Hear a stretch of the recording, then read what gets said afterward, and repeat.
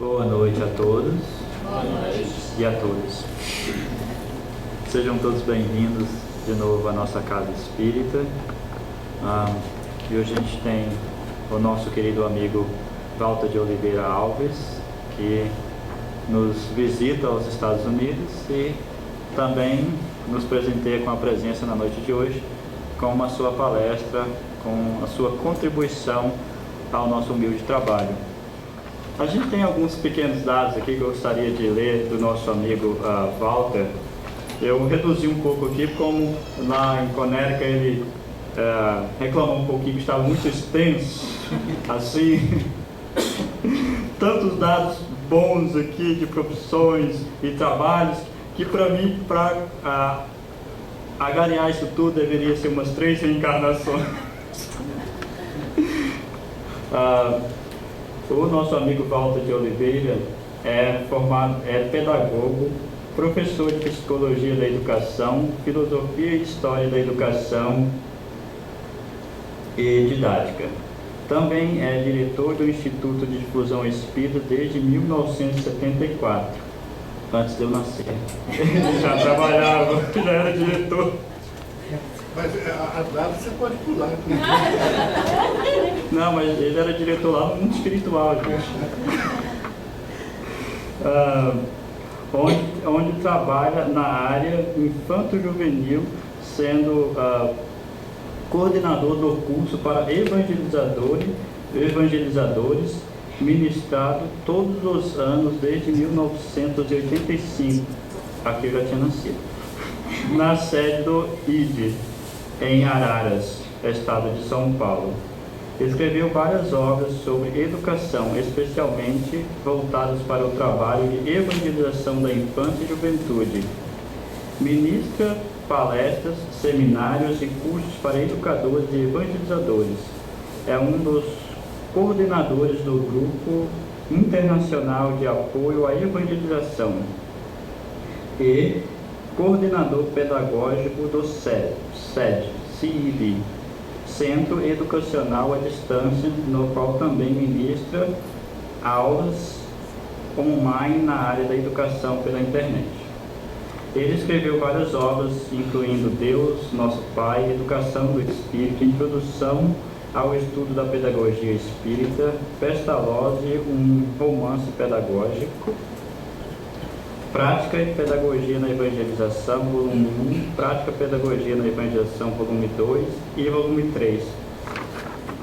Então, antes que o nosso querido amigo tenha a palavra, que ele possa dizer também um pouco mais do seu trabalho, a gente tem a nossa música. Muito obrigado. Não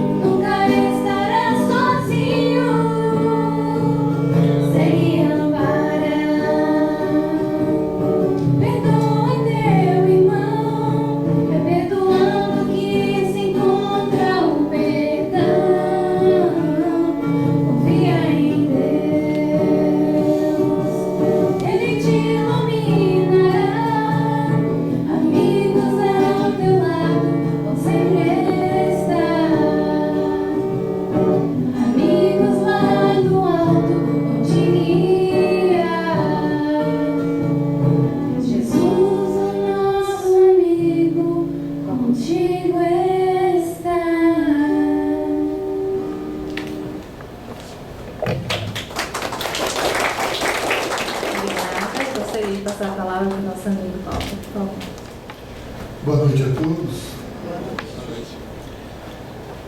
O nosso tema é Jesus, né? E como eu trabalho na área da educação, naturalmente para nós Jesus é o grande educador do nosso planeta, né? E nós somos alunos dessa grande escola que é a Terra. Se nós meditarmos um pouquinho com Emmanuel, quando ele escreveu no livro A Caminho da Luz, ele diz que Jesus, quando a Terra foi formada, segundo a ciência, isso foi há 4,5 bilhões de anos atrás, não é? Jesus já era um espírito que participava de uma equipe de espíritos puros que coordenava a evolução de todo o sistema solar. E ele era, em especial, o diretor espiritual do nosso planeta Terra. Então imagine nesse 4,5 bilhões de anos que se perde aí no tempo, Jesus já era um espírito que coordenava a evolução do nosso planeta Terra, segundo Emmanuel, no livro A Caminho da Luz. Então a gente tem ideia da grandeza, não é, da elevação desse espírito que é Jesus, não é? E naturalmente a Terra, não é, desde que foi criada, com o objetivo de auxiliar a nossa evolução. Nós somos espíritos aprendendo em evolução. Nós estamos aqui de passagem, como alunos de uma grande escola, né? Estamos aqui hoje, passando, amanhã talvez, continuando essa evolução em outros orbes. Então, naturalmente, olhando Jesus desse lado, nós vamos analisar um pouquinho a figura do mestre como educador, que na nossa opinião ele foi, né? Mas não vamos fazer uma análise pedagógica, vamos tentar recordar, junto com vocês, a história de Jesus, o que ele fez aqui enquanto ele esteve conosco, ok? Então vamos lá. Atrasem o relógio aí, uns 2.000 anos atrás, não é? E vamos voltar lá para aquela região distante. Nós temos aí a grande lição de Jesus, em nossa opinião, foi o seu nascimento, não é? O diretor espiritual do planeta poderia ter nascido num palácio de mármores, não é? Mas ele não nasceu nem numa hospedaria das mais simples, ele nasceu num estábulo, na companhia dos animais, dos seres mais simples da criação. A grande lição foi de humildade, né? Aquele espírito de uma grandeza imensa nasceu no local mais simples, na companhia dos seres mais simples que existiam, que eram os animais. Mas vamos lá para adianta o relógio um pouquinho, é 30 anos, não é? No ano 30, nós vamos lá para a distante região da Galileia. Vou desenhar um mapinha aqui para vocês pegarem, né? Uma linha, vou dar uma viradinha aqui, ó, esse lado de cá, eu pinto de azul, é o mar Mediterrâneo. Está dando para enxergar? Do lado de cá do mar Mediterrâneo está a região da Galileia, da Judéia e da Samaria, que é chamada de região da Palestina. Vou repetir, essa linhazinha, né? Do lado de cá, o mar Mediterrâneo, do lado de cá, a Palestina. A região do sul, a Judéia, era uma região rica. Eram grandes comerciantes e o centro do judaísmo se localizava aqui, né? O grande templo de Salomão era aqui, na Judéia. No meio, a Samaria era uma região simples também. E ao norte, a Galileia era a região mais simples que havia. Era uma região de pescadores, pastores de ovelha, eram homens bastante simples que viviam ali. E foi ali que Jesus iniciou a grande tarefa dele. Então vamos lá. Galileia, né? Samaria, Judéia, ok? Vou desenhar um laguinho aqui no meio da Galileia. Na verdade, era um grande lago. Vou pintar de azul para vocês verem. Então, imaginando? Era um lago tão grande que era chamado de Mar da Galileia, ou Lago de Genezaré. Mas era muito grande que em volta dele tinha várias cidades. Cafarnaum era uma delas. Cafarnaum... qual outra? Quem lembra aí? Lago de Genezaré, não é? Então Genezaré era outra cidade, Samaria, e havia várias cidades ali em volta. Mas vamos lá para Jerusalém. Digo, para Cafarnaum. Era uma cidadezinha pequena, às margens do grande lago, não é? De manhã bem cedinho, Jesus aparece nas praias de Cafarnaum. Poderia chamar de Cafarnaum Beach, Juca? Sim. Cafarnaum Beach, a região das praias de Cafarnaum.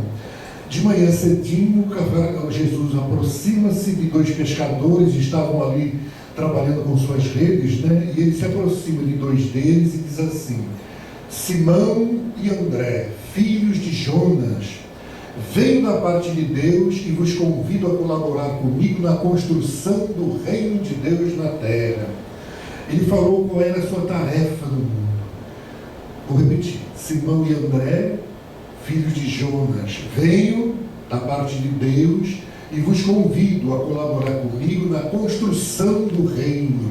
Então ele viera para construir um reino. Essa história narrada desse jeito está no livro Boa Nova, de Humberto de Campos, psicografia do nosso Chico, não é? E ele narra que Simão Pedro ficou imaginando o reino aqui, não é? Essa região é tão pobre, tão simples. Ele não entendeu o significado do reino, ele pensou no reino mesmo, com o rei e tudo, não é? Mas com a grande boa vontade dele, os dois irmãos, não é? Simão, Pedro e André, passaram a acompanhar Jesus. Um pouco mais à frente, ali na Cafarnaum Beach, né? Nas praias de Cafarnaum, eles encontraram mais dois pescadores, João, filho de Zebedeu, e Tiago, dois irmãos, e Jesus fez o mesmo convite.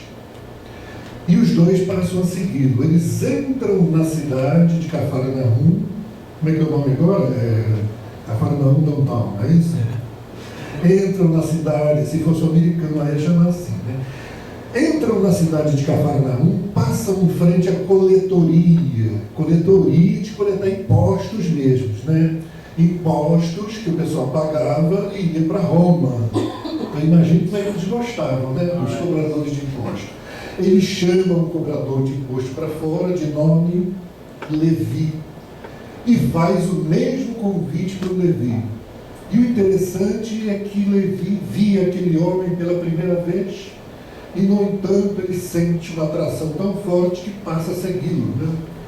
Levi é o nosso Mateus, conhecido como Mateus, aquele evangelho segundo Mateus, né? É o Levi que escreveu. Então, para onde Jesus ia, ele ia escrevendo tudo que Jesus falava. Graças a isso a gente tem a história hoje, né?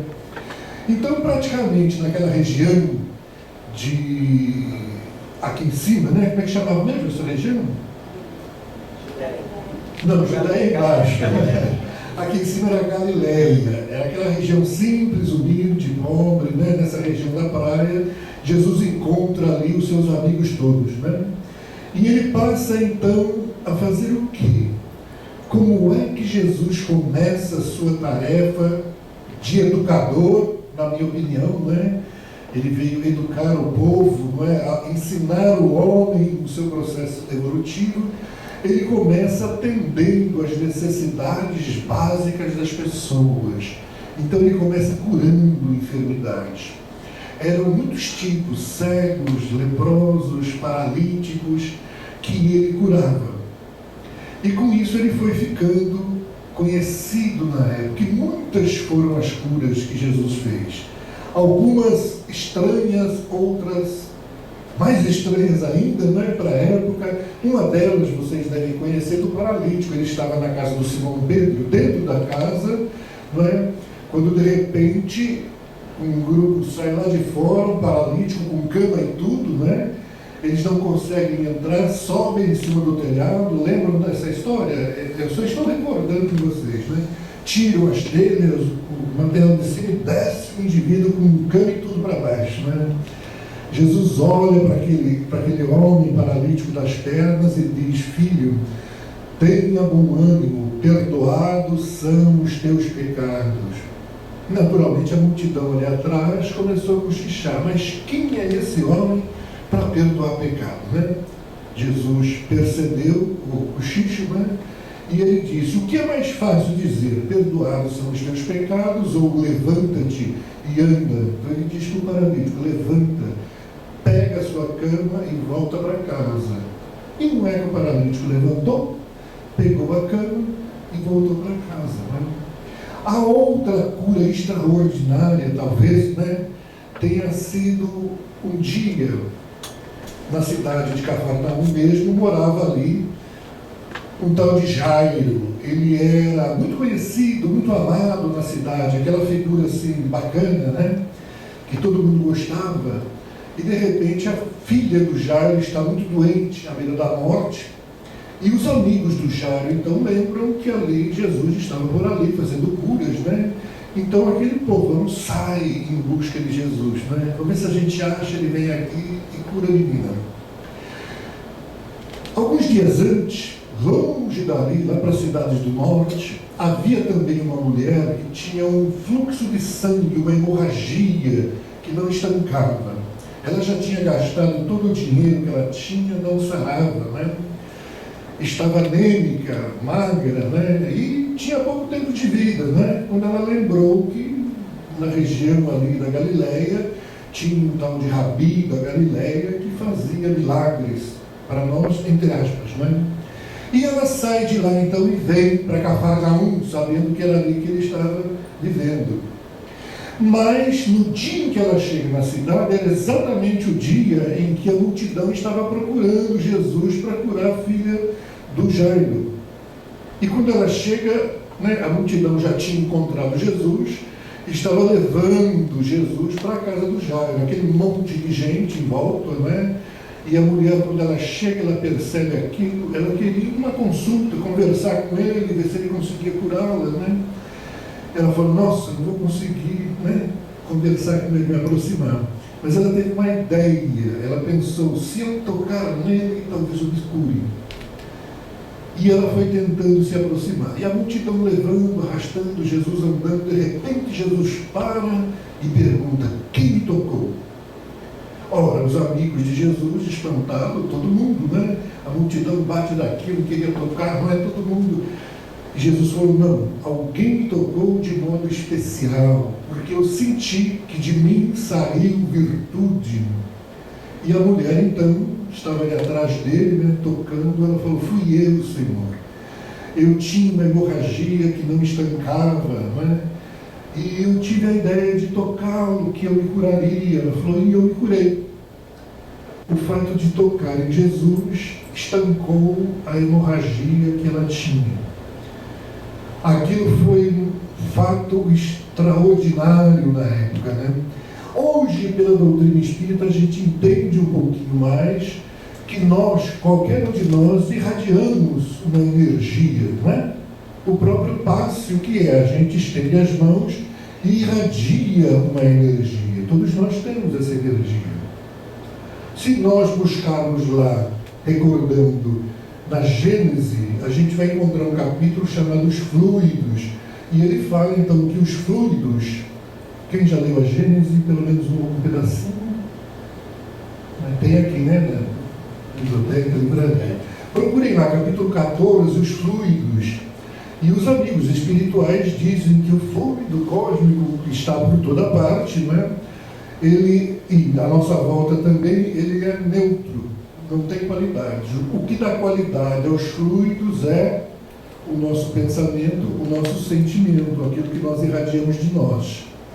Então, naturalmente, que todos nós irradiamos alguma coisa. Se nós estamos pensando no bem, irradiamos coisas boas de nós. Se nós estamos pensando no mal, irradiamos coisas negativas. Então, imagine a energia que Jesus irradiava de si mesmo, né? Com a sua tremenda energia espiritual. Quando a mulher o tocou, ela atraiu aquela energia, aquela vibração de Jesus que praticamente estancou, curou. Da mesma forma com que às vezes ele impunha as mãos, o jato de energia, né, que hoje, com muito mais simplicidade, né, a gente usa nos passes para auxiliar as pessoas. Imagine a energia que Jesus exalava de si mesmo, né? Então essa foi uma daquelas curas extraordinárias. Bom, continuou aquela multidão indo para a casa do Jairo, e de repente um parente do Jairo vem e fala: olha, não precisa mais ir, né? A menina morreu, não tem mais jeito, né? Não precisa. E Jesus diz: não, ela apenas adormeceu, vamos até lá, né?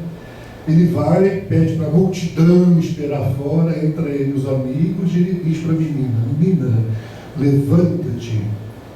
A menina levanta, senta na cama, chama os pais, diz que está com fome, né? Doente com fome, já sarou, né? Ou está sarando, né? E aquela foi uma das extraordinárias curas que Jesus fez. E ele já ficou bastante conhecido. Então ele marca uma reunião especial ali na região de Cafarnaum, próximo de um monte que a gente conhece hoje como o Sermão do Monte. E lá então, esse trechinho está narrado no livro Primícias do Reino, psicografia do Odivaldo Franco, de Amélia, não, no Chico mesmo, de Amélia Rodrigues, o Espírito. E ela narra com detalhes que entardecia, era tardinha, a multidão foi chegando na região, ainda estamos aqui em cima, ó, Cafarnaum, tá? A multidão vai chegando ali e era o povo mais simples que existia naquela região. Pescadores, mulheres com criancinha no colo, velhinhos, doentes, agricultores. Era gente simples, muito simples mesmo, vai se acomodando, envolvendo ali em volta da multidão. E Jesus, subindo ao monte, começa o seu sermão dizendo: bem-aventurados os pobres de espírito, porque deles é o reino dos céus. Ele volta a falar no reino, né? E daí para frente ele fala desse reino o tempo todo. Bem-aventurados os pobres de espírito, segundo a autora do livro, pobre de espírito são os humildes, as pessoas simples, as pessoas humildes. Bem-aventurados os humildes, porque deles é o reino dos céus. É, no presente, né? Já é. No presente do indicativo. O verbo to be não tem isso, né? Tem presente indicativo também? Não. Similar. Mas ele falou no presente, é hoje, agora, né? Os pobres de espírito, deles é o reino dos céus. E ele continua então falando: bem-aventurados os que choram, porque serão consolados. Olha, aquela multidão que estava ali era o povo mais simples, né? Mais humilde que existia. Chorar, eles já tinham chorado muitas vezes, era um povo sofrido, né? Bem-aventurados os mansos, porque herdarão a terra. Bem-aventurados os que têm fome e sede de justiça, porque serão fartos. E eles se sentiam injustiçados. Imagine, eles eram o quê? O restinho do Império Romano, né? O Império Romano, rico, poderoso, não é? E eles eram criaturas das mais simples ali, doentes. Imagine o velhinho no fim da vida, o que mais esperava? O que era ele frente à grandeza do Império Romano? Nada, né? Eles eram quase nada ali. E, no entanto, né? Bem-aventurados os puros de coração, porque verão a Deus. Bem-aventurados os que forem perseguidos por amor ao meu nome, porque deles é o reino dos céus. De novo ele fala do reino, né? E ninguém estava entendendo exatamente o que é esse reino, mas ele continua: vós sois o sal da terra. O sal é que dá sabor aos alimentos, né? O sal é sinônimo de vida. Vós sois a luz do mundo. Ninguém acende a candeia e esconde ela, mas coloca em cima para que ilumina todo o aposento. Assim brilha a vossa luz diante dos homens, para que vejam as vossas boas obras e glorifiquem o Pai que está nos céus. Brilha a vossa luz diante dos homens. Aqueles homens eram os mais simples e desprezados, não eram só humildes, eles eram Eu acredito que para o romano eles não eram nada, né? Era o restinho do Império Romano que estavam ali, velhinhos no fim da vida, mulheres pobres com criança no colo, doentes de todos os tipos. Vós sois a luz do mundo. A multidão olhava um para o outro, assim, sentindo aquela energia fantástica invadindo seus corações. Então Jesus, como educador, ele levantou a moral dos seus alunos, posso dizer assim? Provavelmente, né? Aquela multidão estava ali. E ele não veio só para curar corpos, né? Que daqui a pouco vai mesmo, ninguém segura, né? Mas ele suavizava, auxiliava, e no fundo ele ensinava, educava, ele estava preocupado com o espírito, com a conduta da pessoa. Vós sois a luz do mundo. Ele levantou a moral daquele povo, mas a gente não é nada, o velhinho daqui a pouco não existe mais, né? No entanto, vós sois a luz do mundo, brilha a vossa luz diante dos homens. E ele continuou falando do tal do reino. Não fiquem tão preocupados com o que haveis de comer, de beber, de vestir. E é o que a gente mais se preocupa, não é não? Não fique tão preocupado com o que haveis de comer, de beber, de vestir. Olhai as aves do céu como elas voam. As aves não semeiam, não ceifam, não colhem, não ajuntam em celeiros, e o Pai as alimenta. Olhai os lírios do campo como eles crescem, né? Os lírios não tecem, não fiam, e nem mesmo o rei Salomão, que viveu no passado, em toda a sua glória, jamais se vestiu como um lírio que hoje existe e amanhã é jogado fora. Então não fiquem tão preocupados, né? Amanhã a gente vai fazer umas compras aí, né? Olha lá a cabeça, né? Que coisa. É a preocupação nossa, né? De adquirir. Não fiquem tão preocupados com o que haveis de beber, de comer, de vestir. O Pai sabe que precisam dessas coisas, é natural. Mas busca em primeiro lugar o reino. Tudo mais vem por acréscimo. Busque o reino, que tudo mais virá por acréscimo. Olha que interessante. Mas que reino é esse que eu tenho que buscar, né? Ainda estava em dúvida. Aliás, eu demorei para entender o que era esse reino, né? Que reino é esse? Aonde a gente vai buscar? E aí ele confunde um pouquinho mais a cabeça da gente ainda. Ele diz assim: mas não busque o reino aqui, ali e acolá. O reino está dentro de vós. O reino está dentro de nós. Não complicou? Eu vou procurar um reino, se ele já está dentro de mim, né? O reino já está dentro de mim, então não preciso procurar, mas ele diz, busque o reino, né? Mas ele já está dentro de mim. Parece que naquela época também o pessoal não entendia, e um dia ele explicou, ele pegou um grãozinho de mostarda, ele falou, o reino é semelhante a essa sementinha minúscula, que um homem planta, cuida, ele cresce, cresce, cresce, cresce, vira uma árvore imensa e dá frutos, não é? Ora, o reino está em estado germinal, com a semente, ele é semelhante à sementinha, ele já está, ele existe, mas ele ainda não é uma árvore, ele precisa ser trabalhado para que esse reino cresça dentro de nós. Deu para entender? Depois disso eu entendi mais ou menos, né? O reino, então, é o conjunto de qualidades divinas que a gente já traz. Nós somos filhos de Deus. Como filhos de Deus, nós trazemos a essência divina dentro de nós. E aí ele afirma, busca o que você acha, procura o que você encontra, bate, aquele que bate, a porta se abre, não é? Então nós tínhamos que procurar o reino, buscar, mas esse buscar significa o esforço constante para desenvolver esse reino que existe dentro de nós. Ok? O esforço diário, constante para desenvolver as qualidades divinas que nós trazemos dentro de nós. Que qualidades são essas?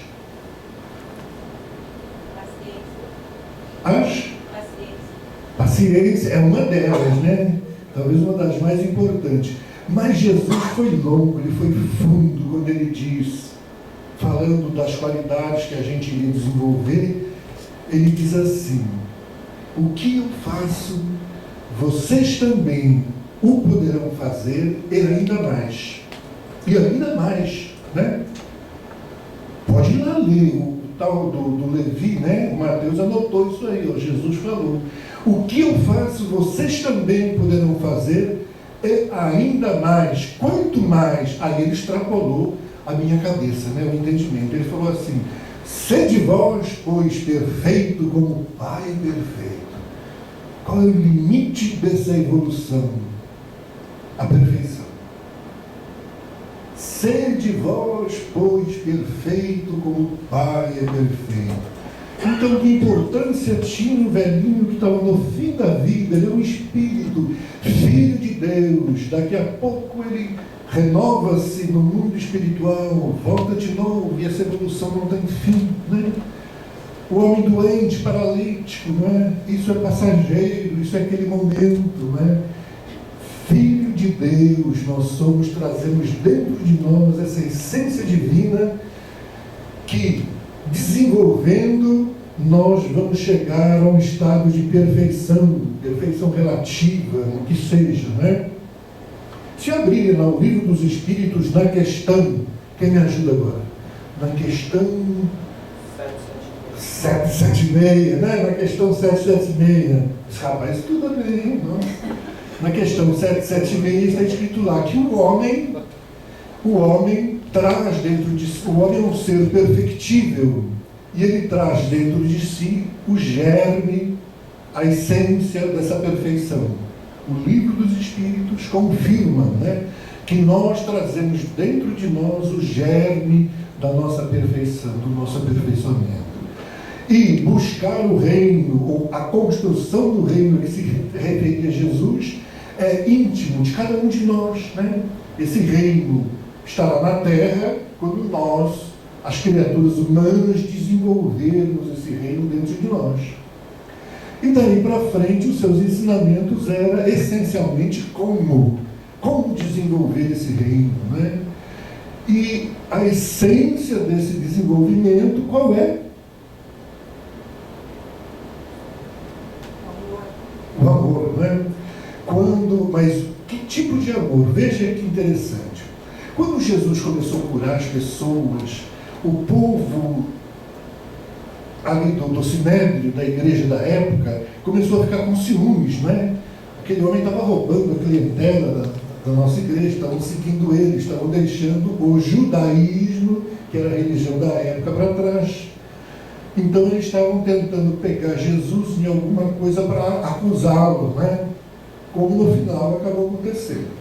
Então um doutor da lei se aproxima dele, isso está até lá, para o tentar, e pergunta: Senhor, qual é o maior mandamento da lei? O maior mandamento da lei de Moisés, né? Qual é o maior mandamento da lei? Primeiro mandamento dos 10. Amar a Deus, né, sobre todas as coisas. E Jesus responde: amar a Deus sobre todas as coisas e ao próximo como a si mesmo, porque é fácil dizer que eu amo a Deus, não é? Os sacerdotes do judaísmo, aquele povo lá, todos diziam que amavam a Deus. Amar a Deus é fácil, e Jesus corrigiu aí: amar a Deus sobre todas as coisas e ao próximo como a si mesmo. Bem, naquela região, aqui na região da Judéia, né? Lá em cima, Galileia, aqui no meio, a Samaria. O povo de Samaria com o judeu, eles não se davam bem, né? O judeu, aqui de baixo, achava que o povo de Samaria, o samaritano, era gente, né, que não merecia confiança. Por quê? Porque o judeu achava que a região mais sagrada dali era a Judéia, e você tinha que adorar a Deus no grande templo de Salomão, na cidade de Jerusalém. E o samaritano não queria vir aqui adorar a Deus, ele tem um templo lá, né? E isso dava aquele atrito entre eles, né? Então, samaritano é gente ruim.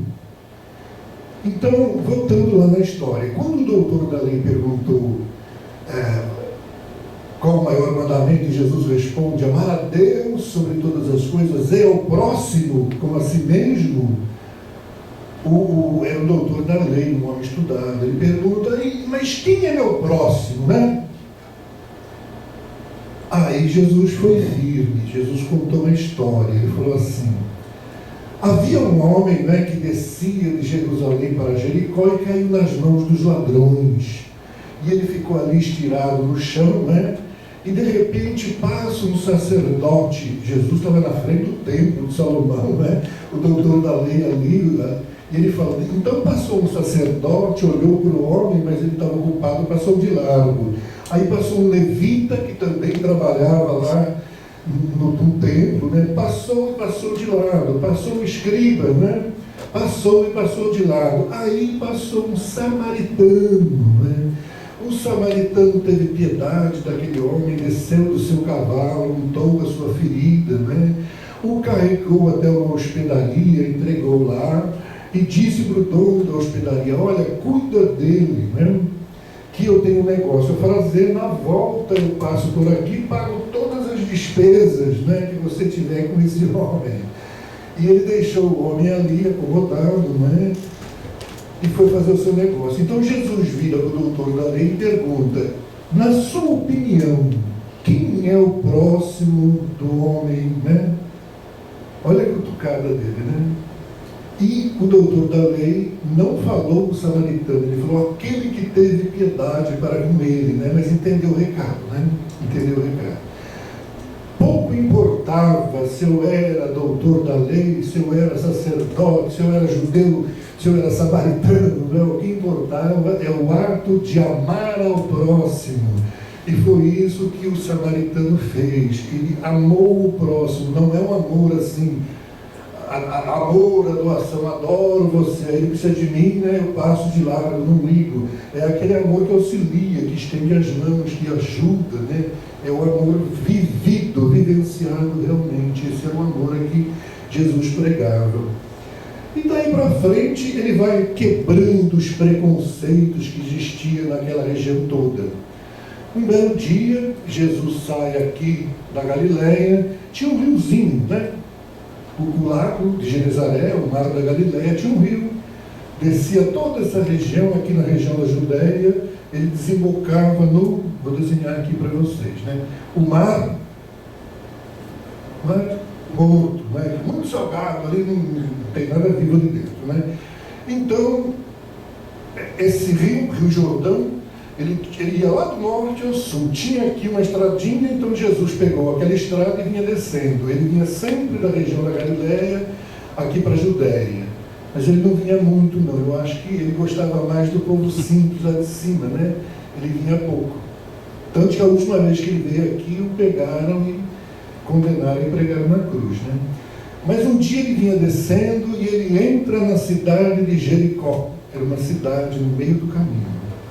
Ali em Jericó vivia um velhinho cego, desde criança, cego, a vida inteira cego, de nome Bartimeu. O velhinho cego era o mais pobrezinho da cidade, o mais desprezado, né? Vivia ali de esmolas.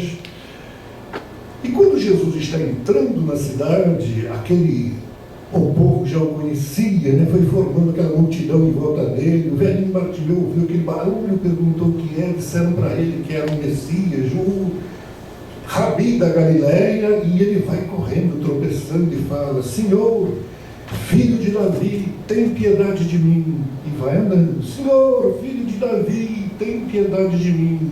Até chegar próximo de Jesus, né? E Jesus pergunta: o que queres que eu faça? E ele: que eu volte a ver. Então veja, estende as mãos, e o velhinho Bartimeu volta a enxergar.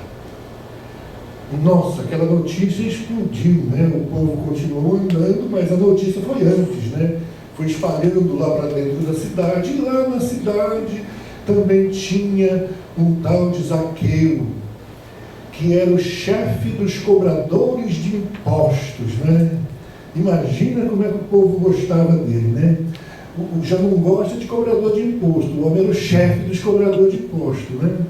Mas o Zaqueu não é? Quando soube daquilo que Jesus estava entrando, né? Ele era muito rico, era o homem mais rico de Jericó, mas também o mais desprezado. Não, era o mais desprezado. Acho que nem o velhinho não era tão desprezado quanto ele, porque pelo menos o velhinho cego, a pessoa ainda tinha piedade. Agora, do cobrador de imposto, né? Nem piedade você tem, né? Não gostavam mesmo. E ele vivia angustiado. O que ele mais queria, ele tinha uma casa bonita, chique, mas não tinha amigo, ninguém vinha visitá-lo, né? Vivia ele ali na solidão da sua vida de rico, e o que ele mais queria é que alguém fosse lá visitá-lo, ter amigos, mas não tinha um único amigo na cidade. Mas aí ele fala, esse homem aí tem um amigo que é publicano também, lembra? Aquele que ele entrou na coletoria, foi lá e chamou, né, o Levi, e todo mundo criticava Jesus porque tinha um amigo publicano. Publicano é o cobrador de imposto. Ele falou, tem um amigo que é publicano também, talvez eu consiga, não é, conversar com ele, quem sabe. Mas quando ele chega assim na rua, aquela multidão enorme vindo, ele falou, nossa, não vou nem me aproximar dele, né? Então ele subiu numa árvore, um sicômoro grandão. Imagine aqui a rua, aquela árvore que os galhos vai para frente, né? Ele deita ali e fica vendo Jesus passar lá embaixo. Quando Jesus chega debaixo da árvore, ele olha para cima e fala, Zaqueu, desce daí, vai para a sua casa, que hoje eu gostaria de me hospedar em sua casa, né? E o Zaqueu, então, acho que ele quase caiu do galho, né? Desceu correndo, foi para a casa dele, avisou a esposa, tal. Mais tarde aparece Jesus. Realmente ele foi, levou os amigos dele junto, né? Os apóstolos, né? Foram junto com eles na casa do Zaqueu, né? Quando ele estava chegando, Zaqueu já esperando, todo contente, alguém da multidão, a multidão foi atrás, né? Estava atrás de Jesus. Alguém lá de trás fala, Senhor, vai mesmo entrar na casa desse publicano? Nossa, o Zaqueu ficou desesperado. Então ele fala, Senhor, se eu devo algo a alguém, eu pago 4 vezes mais. Vendo tudo que eu tenho, dou metade aos pobres, mas entra na minha casa. Olha como ele queria alguém, um amigo ali dentro da casa dele, né? Não era preciso tudo isso, porque Jesus entrou os amigos dele. A história narrada no Evangelho para por aí. Mas a história narrada no livro psicografado, o amigo espiritual diz que realmente ele vendeu o que tinha, deu metade aos pobres, e mais tarde ele foi dirigir uma igreja, porque os primeiros núcleos, né, a pedido do próprio Simão Pedro, na cidade de Cesareia Marítima, aqui, ó. Estão vendo? Ali, ó, que divide aqui é o mar Mediterrâneo, aqui é mar, né? Aqui é Palestina. Uma cidadezinha bem aqui marítima, na beira do mar mesmo, né? Então, Zaqueu se torna um dos grandes trabalhadores de Jesus daí para frente. Aquilo foi só o começo. Nas múltiplas vidas que viriam depois, ele se torna um dos grandes trabalhadores de Jesus. Então, olha, ali em Jericó, ele deu uma grande lição. O mais pobre, o mais humilde e desprezado, ele atendeu e curou. O mais rico, né, também desprezado, ele não só atendeu, como foi na casa do sujeito. Ele não tinha preconceito nenhum, né? Não criticava, ele enxergava o quê?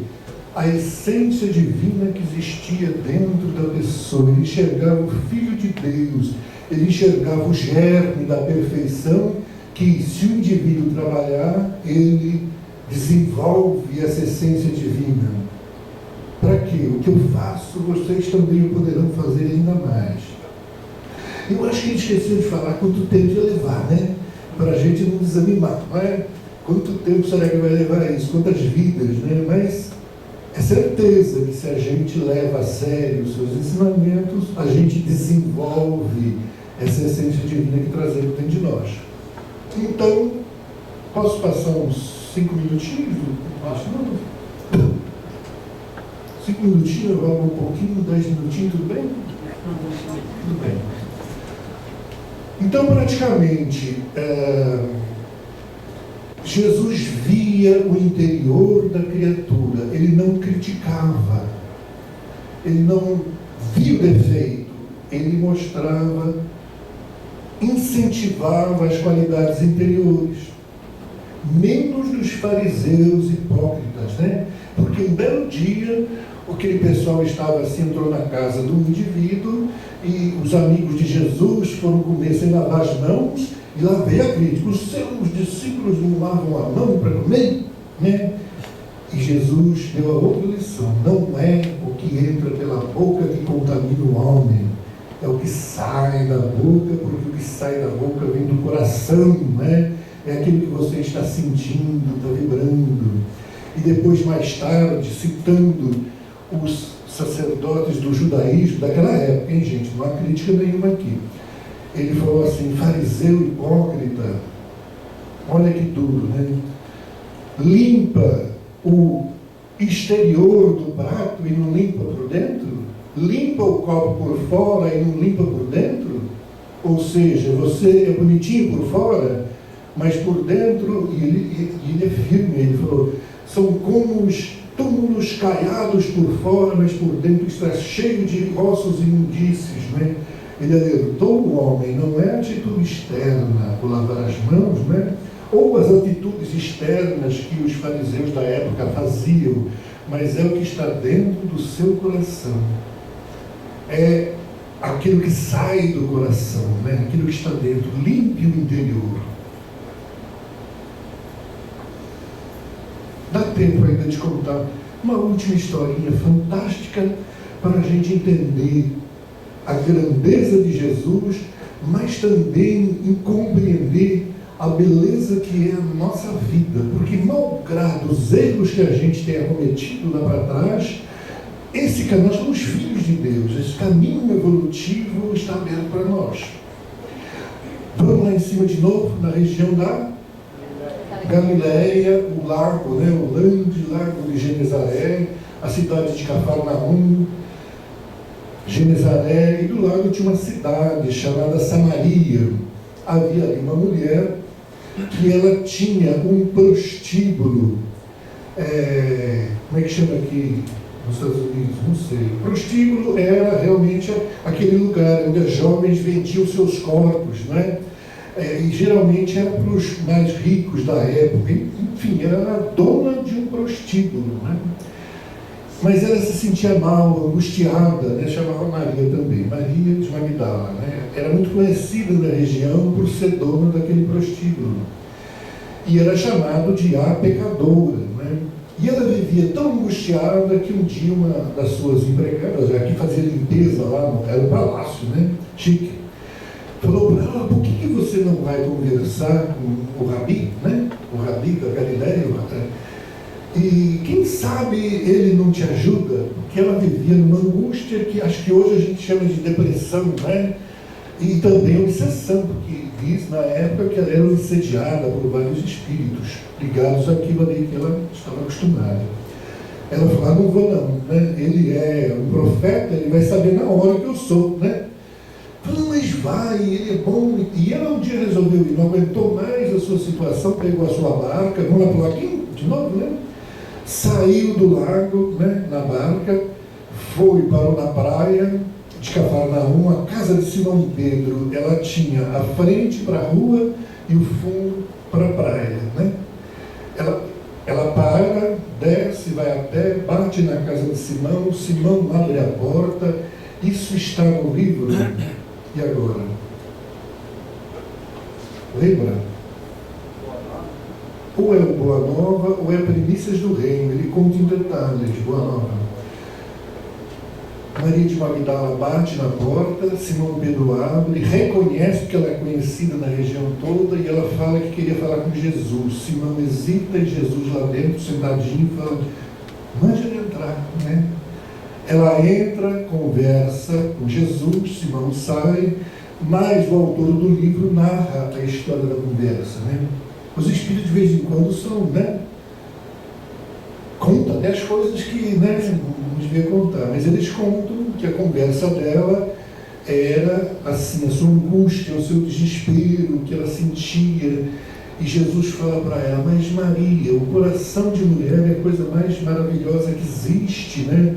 A mulher é mãe, né? É mãe que dá. E aí ela chora mais ainda, ela fala: ai de mim, Senhor, que não posso mais ser mãe na terra. Ela não podia ser mãe, né? E aí Jesus arrebate logo em seguida, mas o que é mais importante? Ser mãe dos filhos da carne ou ser mãe dos filhos dos outros? E de repente a luz se acende dentro dela, né? Jesus a trata com aquele carinho fantástico e abre um novo caminho. Ser mãe dos filhos dos outros. Ela sai de lá, fecha o seu palácio. No próprio livro, o pessoal diz que o povão da época ria e falava, daqui a pouco ela abre de novo, né? Ela sai, fecha aquilo e passa a acompanhar Jesus por onde ele ia. E aonde ele vai, ela vai junto, ela vai ouvindo, ela vai aprendendo, né? Até que passa a crucificação, ela acompanha também. Se vocês se lembram, no ato da crucificação, lembram disso? Quando eles falam que lá embaixo, olhando para Jesus, estavam as duas Marias, mas João, discípulo amado.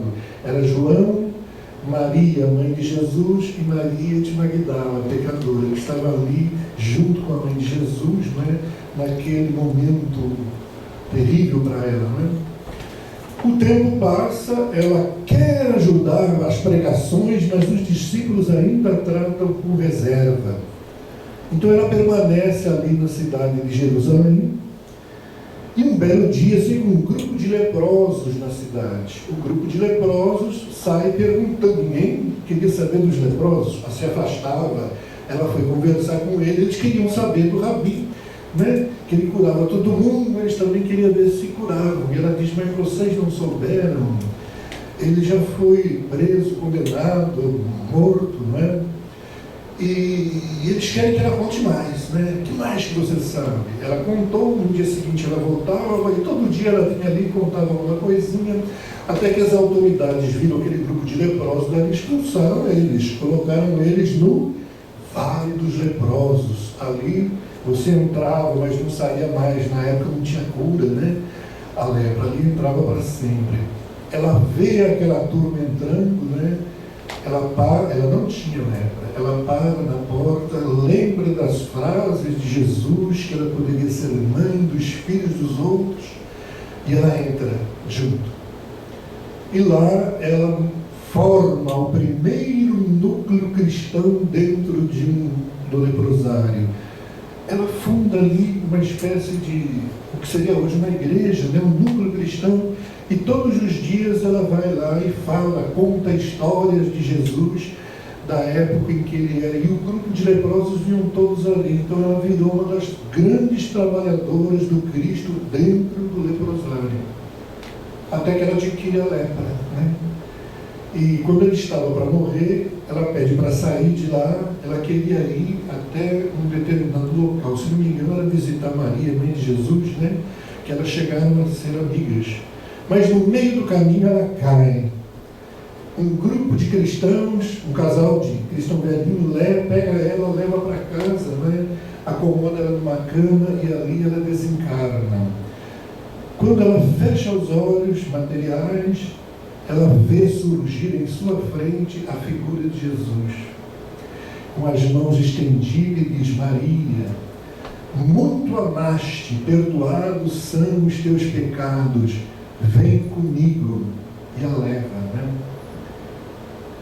E lá fora a chamavam de pecadora, né? Para Jesus, ele via a essência divina que brilhava em seu coração.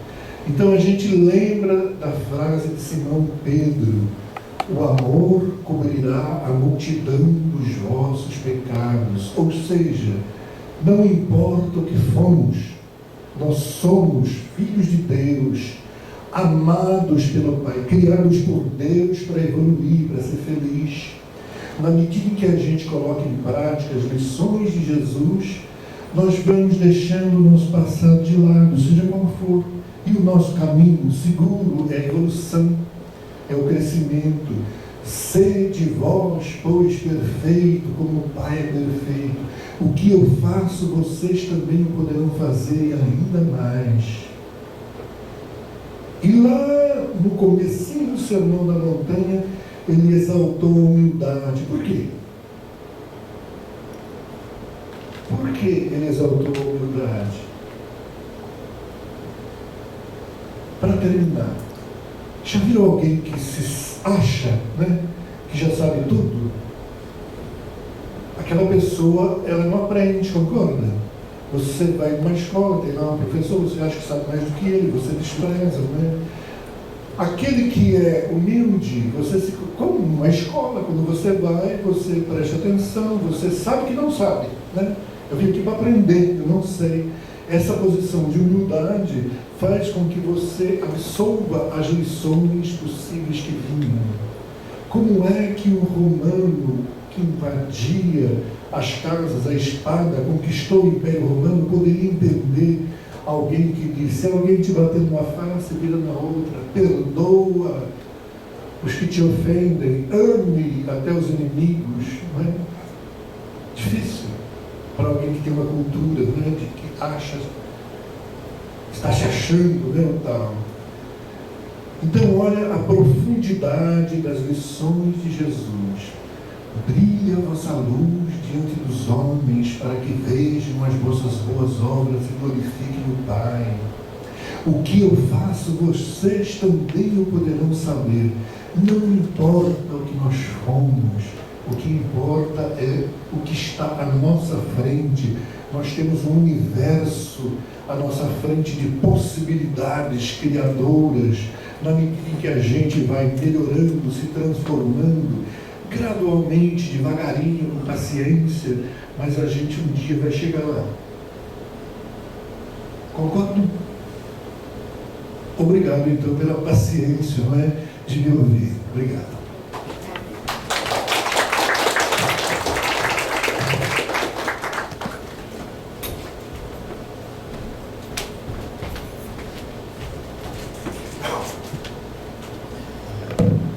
Muito obrigado, Walter. E é acreditando nesse futuro, esquecendo o nosso passado, que aqui a gente se acha, colaborando, tentando esquecer o passado para poder remendar pouco a pouco e construir para esse futuro que você está colocando. E a gente convida todos para se ajuntarem a nós, para podermos então seguirmos uma só caravana em direção a esse futuro de luz e aperfeiçoamento que o Walter trouxe para a gente com as histórias maravilhosas do Cristo.